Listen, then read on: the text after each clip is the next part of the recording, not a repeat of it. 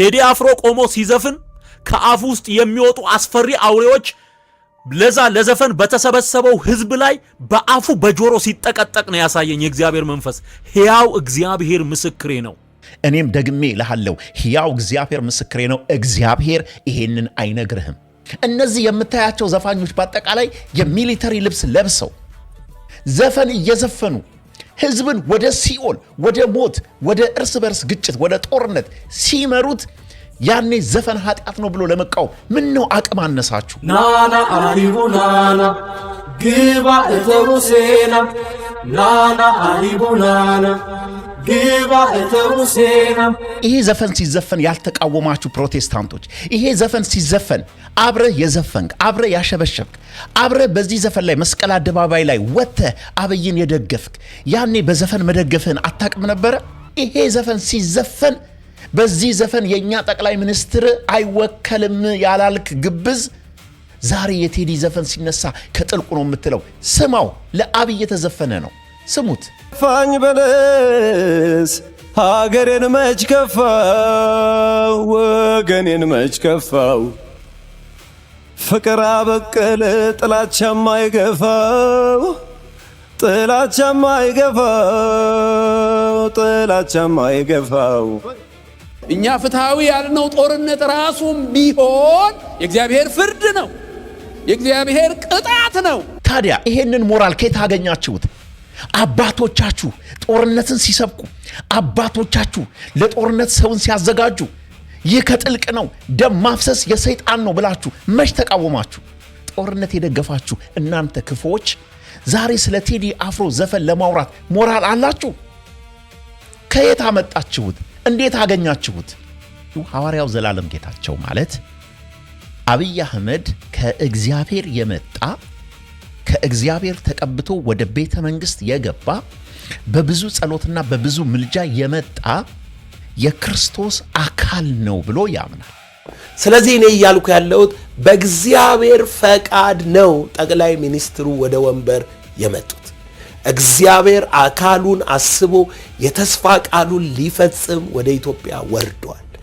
ማንም ሰው አብይ አህመድን በሚሰራው በፖለቲካው በተበደለው ባጣው በሚገፋው ነገር አብይን ተቃወመ ማለት የክርስቶስ ተቃዋሚ ሆነ ማለት ነው። የእግዚአብሔርን ፈቃድ አጌንስት የምታረግ ከሆነ የክርስቶስ ተቃዋሚ ነህ። ጤና ይስጥልኝ፣ ተስፍሽ ነኝ ከቲኤስቲ ኢንፎርሜሽን። እውነትን ማወቅ አርነት ያወጣል። እውነትን ስትሰሙ የሰማችሁት እውነት ትመዝኑታላችሁ። የመዘናችሁት እውነት ልባችሁን ካሳረፈው አሁንም ሰብስክራይብ አድርጉኝ፣ ፎሎ አድርጉኝ፣ ተከተሉኝ። ዛሬ የሚገራርሙ እውነቶችን በማስረጃ አቀርብላችኋለሁ። ብዙውን ጊዜ ወደዚህ ሚዲያ ስመጣ እውነትን ከማስረጃ ጋር ይዤ ስመጣ በጣም ለራሴ መንፈሴ ይረካል። ዛሬም በመግቢያዬ ላይ አለፍ አድርጌ ያሳየኋችሁን ማለትም ይህ ሐዋርያው ዘላለም ይባላል። ሐዋርያው ዘላለም በደፈናው ህዝቡን ምን ብሎታል? እንደ እንስሳ የሚያስብ ወይንም እንስሳ የሆነ ህዝብ ብሎታል። እስቲ ላሰማችሁ፣ ስሙት። በጣም ስላዘንኩኝ ነው። ሐሳብን የመመዘን ጉልበትና አቅም ያለው ማህበረሰብ ገና በእውነት አልተፈጠረም። አፍሪካ ላይ ሞር ኢሞሽናል ነን። ይሄ ኢሞሽናልነት ደግሞ የእንስሶች ካራክተር ነው፣ የእንስሶች ባህሪ ነው። ማስተዋል ከሚባለው ነገርን መመዘኛ ማለት ነው። ማስተዋል ማለት ዘላለም ለምንድን ነው ህዝቡን እንስሳ ያለው? ከኔ ጋር ቆዩ፣ አሳያችኋለሁ። ዘላለምን ለምንድን ነው የቴዲ አፍሮ ዘፈን ያስቆጣ? እውነት ዘላለም በዚህ ቁጣ ውስጡ የተሞላው ለምን ነበረ? ከዚህ ማህበረሰብ ላይ ተስፋ የቆረጠው ለምን ነበረ? ምን አለ መሰላችሁ? በዚህ ማህበረሰብ ተስፋ ቆርጫለሁ፣ ደክሞኛል አለ። ስሙት፣ እንደዚህ ነው ያለው። ማለት ይቅርታ አድርጉልኝና ስለደከመኝ ስለሰለቸኝ ነው። እንደዚህ አይነት ማህበረሰብ እስከ መቼ ነው የሚቀጥለው? እስከ መቼ ነው እንዲህ አይነት አስተሳሰብ ላይ ወደ ማቹሪቲ ያልደረሰ በጣም ኢሞሽናል የሆነ ምልከታና አካሄድ የሚከተል ትውልድ እስከ መቼ ነው ይዘን የምንሄደው?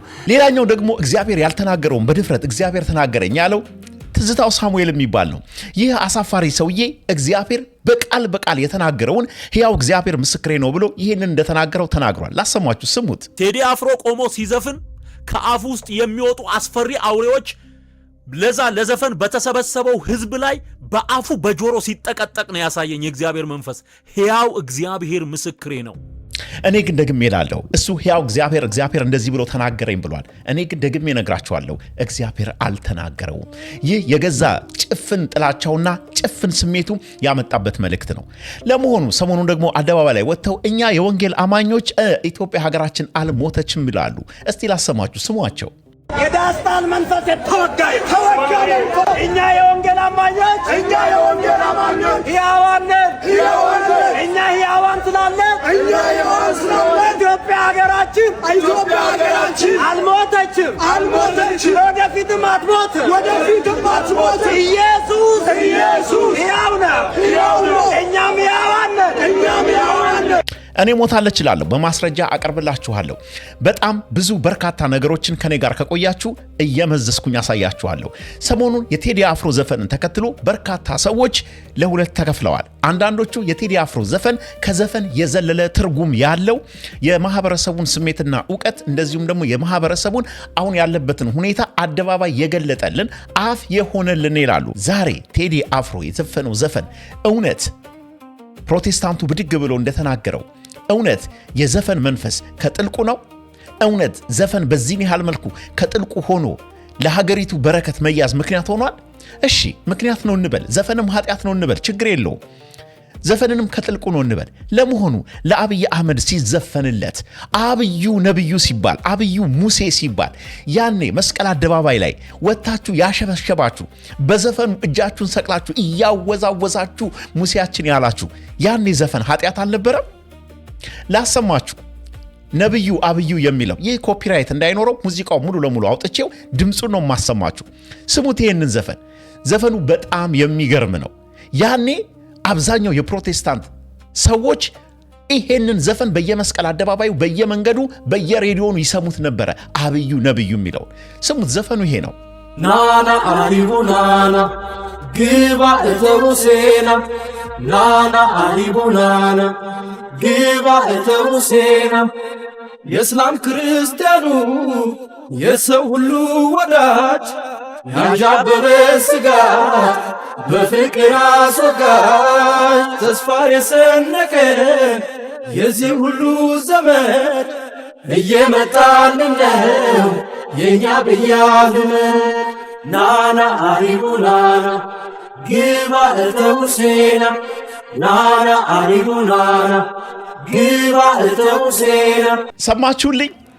ያኔ ይሄ ዘፈን ሲዘፈን ያልተቃወማችሁ ፕሮቴስታንቶች ይሄ ዘፈን ሲዘፈን አብረህ የዘፈንክ አብረህ ያሸበሸብክ አብረህ በዚህ ዘፈን ላይ መስቀል አደባባይ ላይ ወጥተህ አብይን የደገፍክ ያኔ በዘፈን መደገፍህን አታቅም ነበረ? ያኔ ኃጢአት አልነበረም ዘፈን?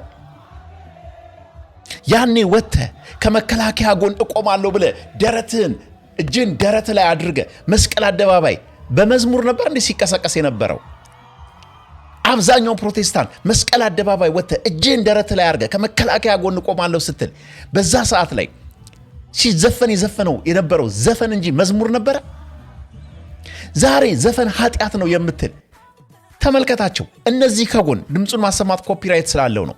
እነዚህ የምታያቸው ዘፋኞች በአጠቃላይ የሚሊተሪ ልብስ ለብሰው ዘፈን እየዘፈኑ ህዝብን ወደ ሲኦል፣ ወደ ሞት፣ ወደ እርስ በርስ ግጭት፣ ወደ ጦርነት ሲመሩት ያኔ ዘፈን ኃጢአት ነው ብሎ ለመቃወም ምን ነው አቅም አነሳችሁ?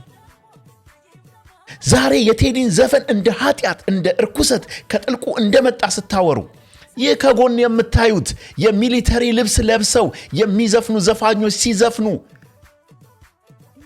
አገር በዘፈን አትገነባም፣ የኛ መንግስት በዘፈን አይከብርም ብለ መናገር ያልቻልክ ዛሬ ሞራሉን ከየት አገኛችሁት? አንድም ዘፈን ተለቆ ነበረ አብይ አብይ ሲሉኝ ጾሙ ምናምን መስሎኛል ለሚል ላሰማ። ይሄ ዘፈን ሲዘፈን በዚህ ዘፈን የኛ ጠቅላይ ሚኒስትር አይወከልም ያላልክ ግብዝ ዛሬ የቴዲ ዘፈን ሲነሳ ከጥልቁ ነው የምትለው። ስማው፣ ለአብይ የተዘፈነ ነው። ስሙት።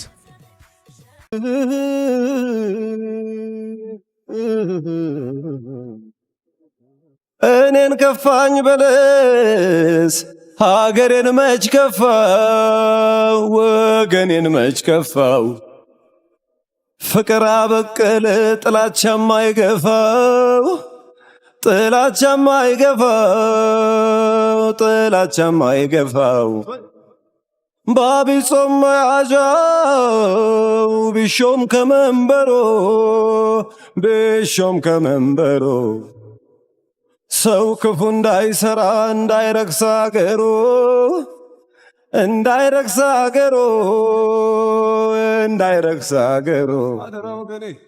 ሲሆን አይደለም ወይ ንጉሥ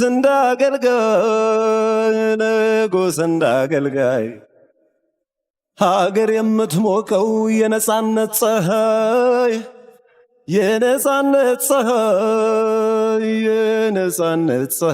አያችሁ፣ የእናንተ ክፋት እንግዲህ የሚጀምረው የግል ጥላቻ ነው። ከክርስቶስ ወንጌል ከፍቅር ወንጌልን ከመስበክ አይደለም። ወንጌልን ከመስበክ ቢሆን ኖሮ ሰዎች በእርስ በእርስ ግጭት እያለቁ ወደ ሲኦል ሲጓዙ ያኔ ጦርነትን ታስቆሙ ነበረ። እየው እነዚህ የምታዩቸው ዘማሪዎች፣ እነዚህ የምታዩቸው ከጎን የምታዩቸው አገልጋዮች እጃቸውን ደረታቸው ላይ አርገው ለመከላከያ እንዘምታለን ሲሉ ያኔ አልተቃወሟቻቸው። እዩት፣ ተመልከቱ። ይሄኛው ዘማሪ፣ እነዚህ አገልጋዮች፣ እነዚህ የሙዚቃ ተጫዋቾች፣ እነዚህ ሰዎች ያኔ ኖ ብላችኋል አላላችሁ? እናንተ ክፎች።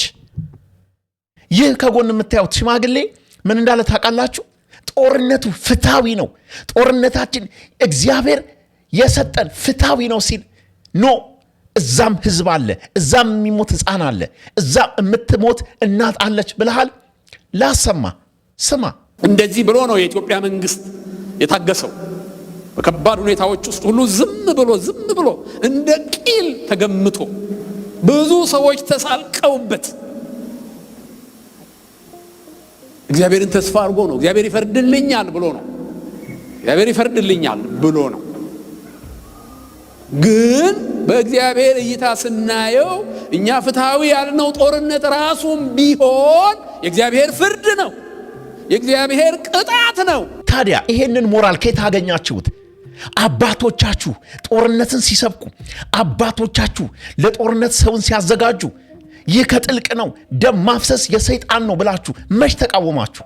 ጦርነት የደገፋችሁ እናንተ ክፉዎች ዛሬ ስለ ቴዲ አፍሮ ዘፈን ለማውራት ሞራል አላችሁ? ከየት አመጣችሁት? እንዴት አገኛችሁት? ዛሬ በአማራ፣ በኦሮሚያ፣ በትግራይ፣ በአፋር በተለያየ ቦታ የሰው ልጅ ደም በከንቱ ሲፈስ፣ በጦርነት ሲታመስ፣ እንደ ልብ አንዱ ከአንዱ ቦታ በማይሄድበት ሰዓት ላይ ስለዚህ ህዝብ በአደባባይ ተናገራችሁ፣ ጸለያችሁ፣ ችግር አቆማችሁ? አላቆማችሁም። እናንተ ሸንጋዮች፣ እናንተ አስመሳዮች፣ አሁን ግን ዘፈን ተዘፈነ፣ የጠቅላይ ሚኒስትራችን ነገር ተነገረ ብላችሁ አደባባይ ወጣችሁ። የእናንተ ጉድ ማለቂያ የለው። በጣም ብዙ ስለ እናንተ ልናወራ እንችላለን። እናንተ እኮ ሙልጭ ያላችሁ ግብዞች ናችሁ። የገበሬ መሬትንና የግለሰብን መሬት አፈናቅሎ መንግስት ለቸርች ያላችሁ የወሰዳችሁትን ቦታ እኮ ሸንሽናችሁ የሸጣችሁ ከርሳችሁን የሞላችሁ ክፉዎች ናችሁ። ስለ እናንተ እኮ ብናወራ አያልቅም። የክፋታችሁን መጠን እኮ ብንገልጸው እኮ አያልቅም። በጣም ክፉዎች ናችሁ። በአንድ ወቅት የቀድሞ ዘማሪ ዶክተር ደረጀ ስለ እናንተ ክፋት በጣም ብዙ ነገር አውርቷል። ይሄ ነብይ ነኝ ምናምን እያለ ሰሞኑን ደግሞ ደሬ አንድ ነገር ብሏል። ስሙት እስቲ እንስማው። መጽሐፍ ቅዱስን ብብቱ ስራ አድርጎ ሰባኪ ነኝ፣ ዘማሪ ነኝ፣ ጳጳስ ነኝ፣ ቄስ ነኝ፣ ነብይ ሐዋርያ ነኝ እያለ ነገር ግን ህዝብ እዚህ ሲያልቅ አፉን ስለ ህዝብ የማይከፍት አይደለ? በመጽሐፈ ምሳሌ ላይ አይደለ ያለው? ባልሳሳት መጽሐፈ ምሳሌ 31 ላይ ይመስለኛል። መጽሐፈ ምሳሌ 31 ቁጥር wait a minute እንትን መጽሐፍ ቅዱስ ያለኝ እቺ መጽሐፍ ቅዱስ ነገራችን ላይ ከኔ ጋራ አክሮስ ኮንቲኔንት የዘለቀች ናት። over 40 years መጽሐፈ ምሳሌ ላይ ይኸውላችሁ ምዕራፍ 31 ቁጥር 8 ምን ይላል? አፍህን ስለ ዲዳው ክፈት፣ ተስፋ ስለሌላቸውም ሁሉ ተፋረድ። አፍህን ክፈት፣ በእውነትም ፍረድ፣ ለድሃና ለምስኪን ፍረድ ይላል። ሆድህን ሙላ አይልም ከአምባገነን ጋር እየሮጥክ። አፋቸውን ስለ ዲዳው የሚከፍቱትን እያሳደድክ ከገዳዮች ጋር በማበር በእነሱ ላይ አፍህን አትክፈት። አንዳንዶቻችሁ ይሄን ላትቀበሉ ትችላላችሁ። እኔ አሁን ተቀበሉት አትቀበሉት አይደለም፣ ደሬ ትክክል ነው ወይም ተሳስቷል ለማለት አይደለም። እንደየግንዛቤያችሁ ልትቀበሉትም ላትቀበሉትም ትችላላችሁ። እውነቱ ግን ምንድነው? ይሄንን ቪዲዮ እስከ መጨረሻው ከተመለከታችሁት እመኑኝ በጣም አሪፍ ነገር ታገኛላችሁ። እርግጠኛ ሆኜ እነግራችኋለሁ። የማቀርብላችሁ ነገር በመረጃና በማስረጃ የተደገፈ ስለሆነ በምንም ተአምር አትከስሩ። ቪዲዮውን እስከ መጨረሻው እዩት። ጤና ይስጥልኝ፣ ተስፍሽ ነኝ ከቲኤስቲ ኢንፎርሜሽን። እውነትን ማወቅ አርነት ያወጣል። እውነትን ትሰማላችሁ፣ ከኔ በሰማችሁት እውነት በእውነት አርነት ትወጣላችሁ። መግቢያ ላይ አለፍ ብዬ አንዳንድ ነገሮች አሳይቻችኋለሁ። አላንዛዛው። አንዳንድ ነገሮች ግን በጣም ስለገረሙኝ የገረሙኝን ነገሮች እስከ መጨረሻው ድረስ ከተከታተላችሁኝ በማስረጃ አሳያችኋለሁ። ሰሞኑን ከቴዲ አፍሮ ጋር ተያይዞ በርካታ የፕሮቴስታንት ተከታዮች በጣም ውስጣቸው እጅግ ልነግራችሁ ከምችለው በላይ በቁጣ ተገልጧል። ለምን ነበረ በቁጣ የተገለጠው? ለምን ነበረ ይሄ ስሜት ውስጣቸው የገባው? አብዛኛዎቹ ለክርስቶስ ወንጌል ብለው ሳይሆን የካድሪ ስራ ስለሚሰሩ ነው። የካድሪ ስራ ስለሚሰሩ ነው። ለምሳሌ ይህ በጎን በምስሉ ላይ የምትመለከቱት ሐዋርያው ዘላለም ጌታቸው ይባላል። መግቢያ ላይ እንዳሳየዋችሁ ሐዋርያው ዘላለም ጌታቸው ማለት አብይ አህመድ ከእግዚአብሔር የመጣ ከእግዚአብሔር ተቀብቶ ወደ ቤተ መንግስት የገባ በብዙ ጸሎትና በብዙ ምልጃ የመጣ የክርስቶስ አካል ነው ብሎ ያምናል። እደግመዋለሁ። ዘላለም አብይ አህመድን የአንድ ሀገር መሪ ሳይሆን ከክርስቶስ የመጣ መልእክተኛ የክርስቶስ አካል በቤተ መንግስት ብሎ ያምናል። ይሄንንም እምነቱን ሲያጠናክር ዘላለም የሚባለው ምን አለ? የክርስቶስን አካል መቃወም አንቲክራይስት መሆን ነው አለ። በሌላ አነጋገር አብይ አህመድን መቃወም ክርስቶስን መቃወም ነው የሚል አመለካከት አለው። ከአንደበቱ ስሙት። እንደዚህ ነው ያለው፣ ስሙት። ስለዚህ እኔ እያልኩ ያለሁት በእግዚአብሔር ፈቃድ ነው ጠቅላይ ሚኒስትሩ ወደ ወንበር የመጡት። እግዚአብሔር አካሉን አስቦ የተስፋ ቃሉን ሊፈጽም ወደ ኢትዮጵያ ወርዷል። ይሄንን እምነት የክርስቶስን አካል እምነት የእግዚአብሔርን ፈቃድ አጌንስት የምታረግ ከሆነ የክርስቶስ ተቃዋሚ ነህ። ተመልከቱ እንግዲህ ይህ የነውር ጥግ ማንም ሰው አብይ አህመድን በሚሰራው በፖለቲካው በተበደለው ባጣው በሚገፋው ነገር አብይን ተቃወመ ማለት የክርስቶስ ተቃዋሚ ሆነ ማለት ነው። ይህ ስልብ አይምሮ ካልሆነ በስተቀር አብይ አህመድ ሃይማኖታዊ መሪ አይደለም። አብይ አህመድ ለ130 ሚሊዮን እና ለ135 ሚሊዮን ህዝብ እንደ መሪ ከመጣ ለሙስሊሙም፣ ለኦርቶዶክሱም፣ ለፕሮቴስታንቱም፣ ለካቶሊኩም፣ ለሚያምነውም ለማያምነውም አብይ አህመድ ጠቅላይ ሚኒስትር ነው። ስለዚህ ኦርቶዶክስ የሆነ ይደግፈዋል፣ ሙስሊም ሆነ ይደግፈዋል፣ ካቶሊክ ይደግፈዋል፣ ሌላም የሚቃወመው ደግሞ በሚሰራው ስራ በሚያጠፋው ጥፋት ይቃወመዋል። ተቃወመው ማለት እንደ ዘላለም አነጋገር ክርስቶስን መቃወም ነው ማለት ነው። ይህ ነውር ነው። ትኩረት ፈላጊው ሐሰተኛ አስተማሪው ዘላለም ራሱን እንደ እባብ ቆዳ ቀያይሮ በካውንስል ውስጥ ከገባ በኋላ በሀገሪቱ ውስጥ የትልቁ ኃላፊነት የፕሮቴስታንቱ እንደሆነ ትልቁ ነገር እነሱ ላይ ጫንቃው እነሱ ላይ እንደወደቀ የሚያስብ ከንቱ ሰው ነው። ለዚህም ነው ማህበረሰቡን የማያገናዝብ እንደ እንስሳ የሚኖር ብሎ ይገልጸዋል። ስሙት፣ እንደዚህ ነው ያለው። ስሙት። በጣም ስላዘንኩኝ ነው። ሐሳብን የመመዘን ጉልበትና አቅም ያለው ማህበረሰብ ገና በእውነት አልተፈጠረም። አፍሪካ ላይ ሞር ኢሞሽናል ነን። ይሄ ኢሞሽናልነት ደግሞ የእንስሶች ካራክተር ነው፣ የእንስሶች ባህሪ ነው። ማስተዋል ከሚባለው ነገርን መመዘኛ ማለት ነው። ማስተዋል ማለት የዘላለምን ነገር እዚህ ጋር ላብቃና ወደ ትዝታው ሳሙኤል ልምጣላችሁ። ይህ ከጎን የምትመለከቱት ትዝታው ሳሙኤል አገር ቤት ሄዶ ኮንሰርት ምናምን የፖለቲካ ኮንሰርት የፖለቲካ ነገር ጸብ ከኦርቶዶክስ ሃይማኖት ጋር በቃ የሌለ ጸብ በድሮ መዝሙር ናና ኢየሱስ በቃ የሌለ ጸብ ውስጥ የገባ ውስጡ በጸብ የተሞላ በቂም የተሞላ ጸብን፣ ቂምን፣ ፖለቲካን ይሄ ተራ ነገርን እንደ ወንጌል የሚጠቀም ነውረኛ ነው። በጣም ብዙ ጊዜ የኦርቶዶክስን ነገር ለመግለጥ በሚል ወንጌል እንደዛ አይደለም። እናንተ ገለጥን እንዲያደረግን በምትለው መልኩ አይደለም። እኛ በዛ ወንጌል ወደዚህ አልመጣንም። እኛ ወደ ፕሮቴስታንት ስንመጣ የሚገርም ፍቅር ሰዎችን አይተን እንደዚህ ናቸው እንዴ ብለን ነው። በዚህ ዘመን ሰዎች እናንተን አይተው አይመጡ። እናንተ የፍቅር ምሳሌ መሆን አትችሉም። እና ይህ ከጎን የምታዩት ነውረኛ እግዚአብሔር ተናገረኝ አለ። የድፍረቱ ጥግ ስለ ቴዲ አፍሮ እግዚአብሔር ከአፉ ውስጥ የሚወጣ ወደ ህዝቡ የሚረጭ እያለ ስሙት። እንደዚህ ነው ያለው። ስሙት። ቴዲ አፍሮ ቆሞ ሲዘፍን ከአፉ ውስጥ የሚወጡ አስፈሪ አውሬዎች ለዘፈን በተሰበሰበው ህዝብ ላይ በአፉ በጆሮ ሲጠቀጠቅ ነው ያሳየኝ የእግዚአብሔር መንፈስ። ሕያው እግዚአብሔር ምስክሬ ነው። እኔ ግን እልሃለሁ 100% አንተ ሕያው እግዚአብሔር ይሄን ተናገረኝ ብለሃል። እኔም ደግሜ እልሃለሁ ሕያው እግዚአብሔር ምስክሬ ነው። እግዚአብሔር ይሄንን አይነግርህም፣ አይልህም። ዛሬ ተነስቶ ዛሬ ቴዲ አፍሮ ዘፈን ሲለቅ እግዚአብሔር መጥቶ ዛሬ ይሄንን አይነግርህም።